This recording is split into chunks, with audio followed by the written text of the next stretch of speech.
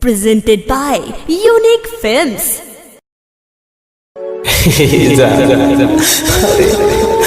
औसत के होली में सभी के न जान के गाल में अबीर रंग गुलाल लगाए, लेकिन हम कहाँ जान अरे होली में तहा बहुत याद आवत रे पगली दादा। जब से चल गई होलिया में बड़ी याद Music by Gaurav Roshan. जब से चल गई होलिया में, जब से चल गई डोलिया में बड़ी याद आवे होलिया में। जब से चल गई डोलिया में बड़ी याद आवे होलिया में। लगावे खातिर लगावे जान, अब जाई के करा बोलिया में। लगावे खातिर लगावे जान, अब जाई के करा बोलिया में। जब से चल गई डोलिया में बड़ी याद आवे होलिया में। जब से चल गई डोलिया में, जब से चल गई डोलिया में बड़ी याद आवे होलिया में।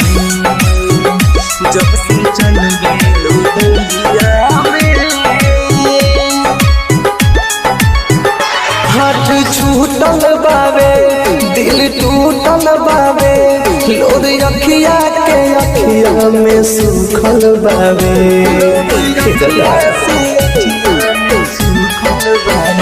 हाथ छूटल बावे दिल टूटल बावे, लोर अखिया के अखिया में सूखल बावे।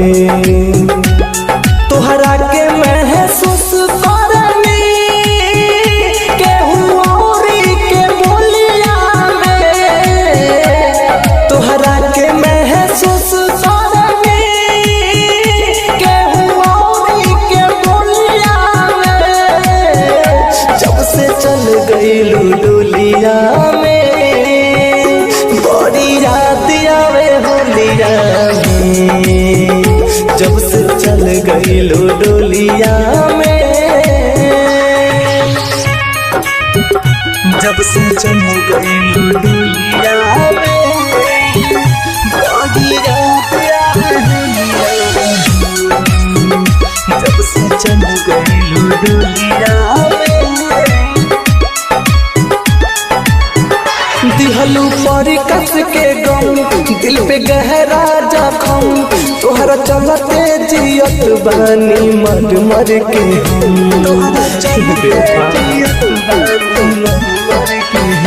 दिहलू पर कस के गम दिल पे गहरा जखम। तोहरा चलते जियत बानी मर मर के हम। घायल मेरा तुझे पैसे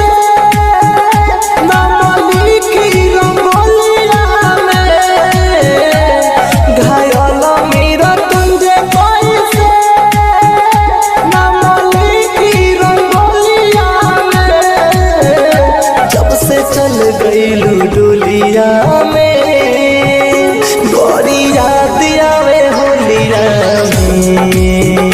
जब से चल गई डोलिया